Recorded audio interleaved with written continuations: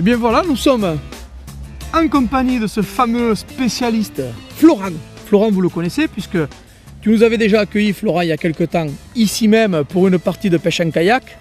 C'est ça. Et je me souviens bien du beau denti que tu m'avais fait capturer. Et tu en as des beaux souvenirs, je crois. Ah, extraordinaire. Et aujourd'hui, on va t'en faire encore de nouveaux. Mais écoute, en plus, depuis que tu nous parles de ce fireball, et j'ai l'impression quand même qu'avec cette technique, c'est assez facilement réalisable. Ça, c'est réalisable. C'est réalisable. Alors explique-nous un petit peu, comment tu le pratiques, avec quel matériel? Alors le fireball, c'est une petite boule rouge magique. Une petite boule rouge magique, déjà ça me plaît. Hop là. Ah oui, une petite boule rouge magique, effectivement. Regarde ça. Donc tu as plusieurs types. Plusieurs grammages. Plusieurs grammages. Ça a été vraiment le premier que j'ai finalisé et qui me sert le plus en kayak. Ça, c'est toi qui le fabriques. Ça, c'est moi qui le fabrique. Ouais. C'est du homemade. C'est du homemade. Alors, comment tu le réalises, ça? Alors, ça, je le réalise avec un moule que j'ai acheté d'ailleurs chez Bricoleur. Ouais. C'est un moule qui me permet de faire des plombs olives fendus. D'accord. Voilà. Et ensuite, tu le pinces en fait sur ton hameçon. Et je vais venir le pincer sur l'hameçon et j'aurai passé de la corde à piano. Peint, vernis. Du vernis à ongles de madame d'ailleurs. Mais elle doit être contente, ta femme. Mais elle avait oublié sur la table. C'est bien fait pour elle alors. Voilà, et c'est ça. puis d'autant plus que on s'en fiche un peu, Puis elle puisque mange ça le va nous poisson. permettre d'aller capturer des dentis. Voilà. Donc le jeu en vaut la chandelle. Tout à fait. Alors, c'est quand même une technique, moi, que j'avais déjà vue dans l'eau douce, ça. Ben oui, ça vient de l'eau douce. Ça vient de l'eau douce, hein. Mais en eau douce, j'ai pas retrouvé les mêmes grammages. C'est souvent des grammages beaucoup plus légers et les hameçons ne sont pas faits pour la mer et l'eau salée. Ouais, Donc, de toute façon, on ne va pas pêcher dans les mêmes fonds en eau douce. non, C'est rare d'avoir un lac où il y a 60 mètres de flotte. c'est assez rare. Hein, quand tu arrives à 8, 10, 15 mètres en eau douce, c'est déjà bien. C'est déjà pas mal. Alors que là, tout à l'heure, on va les faire descendre à combien ces plombs? Ben là, le secteur aujourd'hui, ça va être 40 mètres à peu près. Quand même. Quand même. D'accord. Quand même. Oui, donc il faut des Ben là, plombs aujourd'hui, qui vont on va tenir utiliser. le courant, la dérive, etc. C'est ça. On est en kayak, la journée est belle, pas de vent de prévu, légère dérive. On va faire 1 gramme par mètre. 1 gramme par mètre, classique. Ouais, classique. Et tu rajoutes ensuite, quand tu pêches, s'il y a du vent et de la dérive, tu vas rajouter combien de grammes par mètre? Bon, tout dépend du vent et de la dérive. Je vais jusqu'à doubler sans problème. Sans problème. Ouais. Donc tu n'hésites pas sur lesté même alors? Et presque sur l'est. Et ça dépendra aussi du type d'appât que je vais mettre dessus. D'accord, ça on le verra après. Alors, quelle canne tu utilises pour pouvoir optimiser justement tes sensations? Je vais utiliser des cannes qu'on va utiliser normalement pour pêcher au leurre souple. Ah d'accord, tout simplement. Donc des cannes verticales qui vont utiliser des grammages entre donc, 40 et 80 grammes. Ouais, des cannes un peu plus puissantes que des cannes classiques. C'est un petit peu plus lourd, mais c'est adapté aux poissons Attends. recherchés. Oui, parce que là, les dentis, après, tu prends des gros dentis avec ces techniques? Ça arrive de prendre du très très beau dentier. Tu prends Le plus beau que j'ai pu faire dans ce secteur, ça a été un 11 kg. C'est vraiment Ah ouais, un 11 très beau kilos. poisson. Alors, c'est celui-là, moi, que je vais attraper. Hein. Tu me battras pas. Moi, c'est celui de 11 kilos. Là, tu t'es mis au défi, parce que moi, en fait, je suis un peu spectateur aujourd'hui, puisque tu vas me transmettre cette technique. Donc, c'est à toi de me faire attraper un poisson de 11 kilos aujourd'hui. Je pense que ça va être dur. Mais en 2 fois, on va y arriver. De suite, dès qu'on le met au défi, il n'y a plus personne, il se défile. On va essayer. On va essayer. Allez, ça c'est un beau défi. Alors montre-nous ces cannes. Allez. Commençons par le commencement, un peu Alors. après l'autre. Le denti, voilà ce que j'utilise. Du casting. J'utilise du casting. Parce D'accord, qu'on va ça- gérer plus facilement la descente de notre vif. Et ça va être un Ça c'est confort de quelque pêche. chose qui est en train de se démocratiser aussi dans la pêche en mer. On le voit de plus en plus souvent, les gens qui pêchent à la verticale ou qui pêchent même au souple, mais vraiment avec des gros chats, tu sais, collés au fol là. Ils ont souvent des ensembles casting comme ça. C'est quoi que cette canne? Alors ça, c'est une canne AMS Fishing. C'est une 40-80 grammes, spécialement faite pour le leurre souple en Méditerranée. Ah d'accord. Donc ça amène quoi sur la canne? Ah bon, c'est très tactile sur la pointe Ouais. et une réserve de puissance Ah, assez pour contrer les En rushs. plus, chez toi, il y a beaucoup de roches au fond. Il y a Donc pas tu es mal de obligé roches. de pomper de suite sur le poisson pour le décoller de ces roches pour pas qu'il aille s'enraguer. Tout à fait. Ouais. Et grâce à ces moulinets, justement, eh ben, le frein va être pré-réglé, mais au départ du combat, on va jouer avec le pouce Avec un le peu pouce. plus pour serrer un peu plus Ouais, le donc frein. tu vas sans- pouvoir vraiment le bloquer avant Voilà, qu'il le s'enrague. bloquer en essayant de ne pas casser, bien sûr. Donc l'ensemble 40-80 grammes, Le moulinet casting, il y a une particularité sur le moulinet casting en frein, en puissance. Alors ça, c'est un Revotero Nassi de chez Abu Garcia. Ouais. C'est un très bon moulinet, il va avoir une réserve de fil assez importante, on a à peu près 150 mètres. Et j'ai un frein à peu près de 7 kg. Ah ouais, tu peux vraiment, c'est costaud. Donc c'est costaud, ça tient, c'est les freins à peu près équivalents à un moulinet spinning normal. Le ratio d'enroulement, tu le connais? Alors c'est un peu plus léger qu'un spinning, on est à 70 cm tour de manivelle. Oh, c'est pas mal quand même. C'est pas mal. C'est pas mal quand même. 70 cm tour de manivelle, ça veut dire que quand tu vas animer, tu peux vraiment le faire voler quasiment au ras du fond. On essaye, on va pêcher dans la zone des 3-4 mètres au-dessus du fond. Ah, quand même, donc bien ça décollé. Au maximum, on va décoller de 3-4 mètres. D'accord. On va partir de 10 cm et remonter ou redescendre. D'accord. Après, finalement, c'est un peu l'animation de leurre souple. C'est à peu près pareil, mais il faut laisser son vif, malheureusement, avoir peur. Ouais, travailler quoi. Et travailler de lui tout seul. Est-ce que ça, tu arrives à le ressentir avec ce genre de conne? Quand ton vif, il commence à baliser, là, parce qu'il sent qu'il va se faire attraper par un denti. C'est ça. Oh là là, l'adrénaline, c'est pour ça quand j'utilise des cannes assez fines, parce qu'on sent vraiment le poisson qui bouge au bourg, et on le sent qui vibre, on se dit, ah, et là, il y a un petit problème. Donc on est un peu plus attentif. Et on est prêt à ferrer au moindre départ. Tu utilises quel diamètre de nylon? Alors, en bas de ligne, j'ai un fluorocarbone. Ouais. J'ai à peu près 6 mètres de fluorocarbone. Et c'est du fluorocarbone en 40 centièmes. Ouais, c'est solide. Donc c'est assez solide, ça résiste à peu près à 8-9 kg.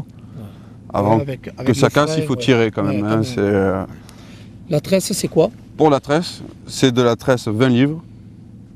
Donc en adéquation avec le fluorocarbone. Tu fais le nœud classique pour le raccord? Je fais le nœud classique que vous avez pu voir dans les précédents magazines. Il marche super bien et c'est le top. D'accord. Donc 6 mètres de shock leader. Ta tresse, c'est une tresse pour pêcher au jig, je suppose. Je vois qu'elle est. Voilà. Il y a plein de couleurs. Ça va te donner il faut les couleurs vraiment. Ça te donne une belle indication de la distance où se trouve ton fireball. On va se retrouver sur une couleur donnée de la tresse.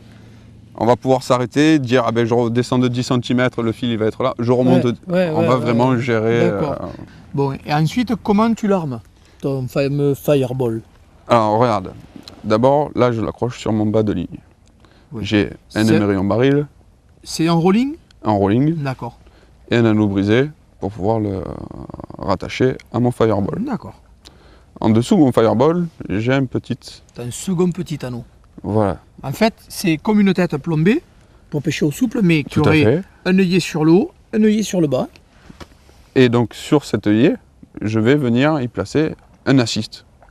D'accord. Un assist avec une cordelette. Alors, je mets de la tresse à jig, comme on fabrique les assists jig. Toute bête. Toute bête. En combien? En à peu près 100 livres, on va utiliser. Ouais, quand même, là tu utilises du... Oui, parce que c'est un endroit où ça peut racler, vraiment le poisson peut racler, donc si tu veux, je vais te montrer comment oui, avec le plaisir, mettre. Tiens, je vais prendre ton ensemble. Là. Alors, j'ai tout dans la poche, normalement. En plus, c'est super léger comme matériel. Ah oui. Tu te fatigues pas, tu peux pêcher une journée entière avec ça sans problème. Sans aucun problème. En kayak, c'est toujours important d'attacher son matériel, parce que ça a tout fait de finir à l'eau, surtout si tu as des gros poissons. Il faut faire attention, surtout que des fois, moi, personnellement, je la pose sur mes jambes. Ah, mais je vois bien parce que tu verras, faire. Des fois, il faut s'arrêter et pagayer et pêcher en même temps. Ouais, pour pouvoir remonter la dérive, pour se tenir sur le bon poste. Dès qu'on voit qu'il y a un écho sondeur, on utilise cet outil pour rester sur le point. Donc dans les indices dont tu vas te servir, tu te sers forcément de la sensibilité de ta canne, de ton moulinet, du frétillement de ton poisson, mais le sondeur a une grande importance dans cette pêche. Chaque outil que tu vois sur le kayak, il sert à quelque chose. Sinon je le prends pas. De toute façon sur le kayak, on ne s'encombre pas le sondeur, il faut en avoir un pour pouvoir pêcher de cette façon. D'accord. Ouais. Sans sondeur, ça va être difficile. Plus difficile. Beaucoup plus difficile. Donc si tu veux, regarde. Tu utilises quoi donc là, un anneau brisé. Un anneau brisé, un anneau soudé. Un anneau soudé, un anneau brisé. Pour quelle raison? Parce que si je fais la tresse et mon nœud sur l'anneau brisé, Ça peut tourner, ça peut sortir. Ça va, d'accord. Donc là, pareil qu'un gig. Je passe ma tresse dans l'anneau soudé. D'accord. Hop, je pince ici. Je vais créer une boucle. Voilà, on voit bien ma boucle. Hein. Ouais, on la voit bien. Et là, je vais passer c'est mon bout. Le nœud du pendu en quelque sorte. C'est le nœud du pendu. Tu vas passer combien de fois? Alors, personnellement, je passe 6 fois dans ma boucle. D'accord. Ouais, il faut que le nœud soit vraiment solide là. Là, on ne fait pas de la dentelle. Si on fait un nœud, c'est pour que ça tienne. Hein. Ouais, des fois, avec 4 tours, il y en a assez, mais là, quand même... La tresse est assez grosse et il y a un petit revêtement dessus qui la rend assez glissante, donc je préfère assurer aussi hein, derrière. D'accord. Voilà, j'arrive à mes 6 tours. Et maintenant, je vais serrer. J'humidifie un petit peu ma tresse pour la faire glisser. Ouais. Hop, ça se met en place. Je contrôle, ça marche. Voilà. Ouais. On peut couper le petit excédent. Ouais, c'est pas forcément utile. Là, c'est pas très utile parce qu'il est assez court. Ouais. Donc on va quand même le couper. Parce qu'en plus, si tu le coupes trop court, ça peut partir, mais justement, vu que j'ai fait 6 spires, il peut en partir une. D'accord. Voilà. Oui, après, avec la traction, ça va se serrer sur la spire d'après. Sur la spire d'après. C'est ça. Hein. Donc à partir de là. Donc maintenant, j'ai ma tresse qui est reliée à mon anneau soudé et brisé. Maintenant, je vais positionner un hameçon. Donc, fameux assist. Le fameux assist. Belle taille d'hameçon là aussi. En fonction, tu choisis toujours tes hameçons. C'est de l'hameçon pour on essaye de pêcher du dentier, donc il faut qu'il soit assez gros quand même. Ça peut... Alors ça va être pour du vif à peu près de 10 à 15 cm. D'accord. Après, sur des plus gros vifs, on va monter en taille d'hameçon et on va prendre des hameçons un peu plus forts de fer. D'ailleurs, tu le verras, des fois je fais d'autres montages, je rajoute un autre hameçon ou un triple, n'importe, selon les vifs que j'utilise. D'accord. Voilà. D'accord. Donc là, on va mettre pour le vif recherché aujourd'hui.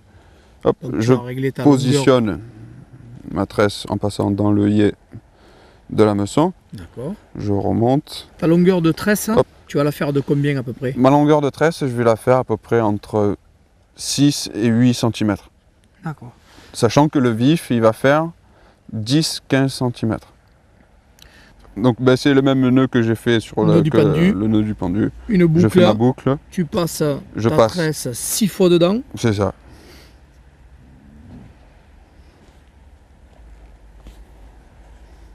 La manière de décher, tu me montreras ça tout à l'heure. Oui, ça sera plus facile de te le montrer avec un vif. Avec un vif et dans de vraies conditions. Tout à fait. Hop. Donc là, je finis mon nœud, il coulisse. Je mouille un peu. Tu mouilles un peu, tu coupes ce qui dépasse. On arrive à peu près à 6-8 cm, c'est très bien. Parfait. Et à partir de là, tu l'accroches au petit anneau d'en dessous. À partir de là, je l'accroche au petit anneau d'en dessous, tout à fait. Alors normalement, il faut utiliser une pince. Une pince. Mais vu que ma corde à pinneau est assez fine, tu vas arriver à le mettre en forçant, hop. D'accord. Ça aussi, c'est une astuce que tu ça va vite. Ça évite de prendre la pince, même si elle est juste là. Oui, ou de la faire rouiller inutilement. Ou de la faire rouiller. Quand tu es sur l'eau, qu'il te faut changer ton assist, de le faire comme ça fait gagner du temps. Donc, voilà ce qu'on obtient. Voilà. C'est fabuleux. Alors, qu'est-ce qu'on va mettre au bout comme pas? On va mettre un petit poisson. On va mettre ce qu'on trouve à côté du lieu de pêche. Et pour ça, on va utiliser un petit leurre souple, monté en potence, pour pêcher ces vifs. Quel poisson alors? On va pêcher du séran. Poisson de roche. Du poisson de roche. Du petit poisson de roche pour capturer des gros poissons de roche. C'est ça. Allez. Donc tu utilises un matériel aussi particulier pour ça? Hop, on va ranger ça. On va ranger celle-là. Tu utilises quoi comme matériel? Alors là, c'est tout ce qu'il y a de plus classique. Des grammages de combien à peu près tu fais? 10-40, c'est la plus polyvalente, je pense, de cannes à avoir. Donc, ok. Donc des cannes classiques, hein. Un moulinet, on le voit, là aussi, assez classique, c'est quand même un 4000. Oui. Hein? Comme ça, qui peut le plus, peut le moins. Si tu as autre chose au bout, tu peux quand même le contrer. C'est ça. Donc de la tresse dessus. Il y a de la tresse, Celle-là aussi avec plusieurs couleurs. plusieurs couleurs. Toujours Pour, le même système pour pouvoir vraiment calculer ta descente. Ouais. Tu utilises la tresse pour avoir un peu plus de sensibilité là aussi. Ben oui, Donc la sensibilité est importante là aussi. elle est quand même importante. Ouais. Ok. Bon, tu nous montres comment tu prépares ton montage. Alors je vais te montrer ça. Donc pour le sarran, j'utilise un petit raglou. Petit raglou, l'indétrônable, l'indémodable. Indémodable, C'est un indétrônable. leurre, ça qui prend du poisson partout. Et surtout qu'on trouve un peu partout aussi. C'est ça. Facile. Assez facilement. Donc c'est un raglou, je vais vous dire, c'est le 3.5 je crois que celui-là. Ouais, ça ressemble à ça. Et je vais le mettre en potence Ouais. sur mon base de ligne. En teaser. En teaser. T'en mets C'est que. ça. J'en mets qu'un seul. D'accord. Tu verras, hein, ça marche assez vite, t'as pas besoin de 3100. Avec 3 appâts, t'as assez pour faire ton 3 après-midi. appâts, ça fait déjà l'après-midi, sachant qu'il y a la Ouais. technique de pêcher le sarran qui est plaisante. Bien sûr. Donc au final, on aura pris du D'accord. poisson quand même, quoi. Allez, je vais prendre ça. Il me faut le fil si tu peux me faire Ouais. passer. Bien sûr. Hop. Tiens. Il m'en faut. Ça, c'est le Pas fluorocarbone aussi. C'est du fluorocarbone aussi. Alors la chose que je vais faire, c'est de prendre la taille en dessous De ton corps de ligne. de mon corps de ligne. Parce que si jamais il y a un gros poisson qui se prend sur le teaser, ça va éviter que ça me casse tout mon bas de ligne, ça va D'accord. casser le Ça va casser le brin. brin. Donc pour faire mon teaser, je vais prendre à peu près 80 cm de mon corps de ligne D'accord. et je vais pouvoir faire mon nœud ici. Alors là, mon nœud, Ouais. j'aligne bien parallèlement mes deux fils D'accord. Et tu fais un nœud, et je vais créer un nœud de 8. le nœud en 8. Donc tu fais une première boucle. Je fais une première boucle, je tourne autour, Tu crées en fait comme un étranglement autour de ta boucle. c'est ça, une boucle autour de la grosse boucle et je rentre dedans. D'accord. Tu sais que c'est un nœud que j'utilise pour la pêche à la mouche, ça, pour raccorder 2 morceaux de fil ensemble. Eh bien, tu le retrouves ici. Ouais, c'est. Pareil, on humidifie Ouais. et on vient serrer. Donc ton nœud est fini. Mon nœud est fini. Non, il faut que je coupe mon excédent. Oui, bien Et sûr. lequel je coupe? Celui du bas. Ben voilà, Comme celui ça, du celui bas. du haut permet au fil de se décoller de ton fil d'en haut et ça ne s'en mêle jamais. Je pêche à Ah, noyer, que moi, c'est bon monsieur. de Pêcher pêcher, à la de mouche, partir hein. à la pêche avec un bon pêcheur. Bon, maintenant, tu vas accrocher ton teaser dessus. Maintenant, je vais accrocher mon teaser dessus. Ouais, de toute façon, Donc, je fais passer mon fil dans le. dans le la- corps du dans- raglou. voilà. En fait, ils sont troués exprès. Hein. Ouais, c'est Ah, c'est... bien Combien fait. tu vas laisser ta potence, elle va mesurer combien? Alors, elle va mesurer, pareil, 5-6 cm à peu près. D'accord. Et là, pareil, le nœud du pendu, comme on a vu tout Le à même l'heure. que tout à l'heure. Donc là, pareil. 6 tours aussi. Non, moins. Là, j'en fais que 4. C'est du fil. C'est du teaser, c'est du fluorocarbone. C'est pas du gros poisson. C'est pas pour du gros poisson, ça risque pas de partir. Puis tu vas voir, le fil, je vais pas du tout le couper à ras sur le teaser. Mm. Parce que ça va me permettre de créer un genre d'ardillon. Et ça va retenir ton teaser sur la Voilà. moisson. Du coup, ça va pas bouger. J'ai le même stratagème quand je pêche le loup. Je mets mon teaser, tu sais, en dessus de mon leurre de surface. Je laisse mon petit brin de fil. Ça te tient n'importe quel leurre souple, sinon au premier poisson ça te déchire complètement. Et oui, Et des c'est fois- une bonne astuce à Ouais. savoir. Et deux fois, même à l'animation, ça arrive à le décrocher. Comme ça, il glisse jamais. Ouais, là, je l'ai pas Ah, fait. Moi, je le laisse plus long que ça quand même. Hein. Ça suffira pour aujourd'hui. Ouais, pour le serrant, ça devrait suffire. Et là, ben, je refais glisser mon. Tu refais glisser le teaser. Donc là, le fil qui va venir coincer. Et voilà. Le teaser est monté. Et Voilà là, pour en le fait, teaser. ça va te permettre de pouvoir, à l'animation, en fait, le faire dodeliner là comme ça, sous le nez des poissons. Ou même, des fois, juste en le laissant traîner, vu que c'est un petit leurre Ouais, avec ouais. la queue, Avec la queue chade. ouais, ben, ça va suffire, ça va onduler, D'accord. le saran va se prendre. Ok. Le saran ou d'autres poissons, tu pourras le voir, des fois, c'est des petits sévéraux, des petits maquereaux, ça dépend un petit peu de ce que l'on trouve sur le secteur. Ah, c'est sympa. Ouais. Feu de montage. Et donc au bout, Et au bout, je vais mettre un petit jig, 30 grammes 30 grammes, et non ce qu'on armé. trouve, non armé, pour pas le laisser au fond. Bien sûr, parce Ouais. que c'est pas On peut l'armer, c'est pas sur ce leurre que tu vas attraper les poissons en fait. c'est pas sur ce leurre que je veux Bien attraper sûr. les poissons. Ouais. Ça Après, amène rapidement au fond et allez. Des fois, ça m'arrive, il y a une chasse qui éclate à 50 mètres de moi. Vite, je mets un petit hameçon et je jette et je fais des petits doublés aussi. Eh oui, j'ai compris. Et voilà. Ça c'est fait. Tu couperas. Clic. Et la ligne est montée. Et là, notre ligne est montée, Est prête à pêcher. prête à pêcher. Eh bien, Flora, maintenant, moi je suis impatient d'aller tester cette pêche du serrant et cette pêche au farille-vol avec toi. Donc le temps pour nous de nous rendre sur notre zone de pêche. Je vous propose de retrouver Florent pour notre rubrique embarqué. Tout à l'heure, tu nous disais qu'on pouvait utiliser d'autres appâts avec des montages adaptés à ces appâts. Eh bien, c'est ce qui va nous faire découvrir. On se retrouve juste après sur cette fameuse zone de pêche. Allez, on y va, Florent. Allez.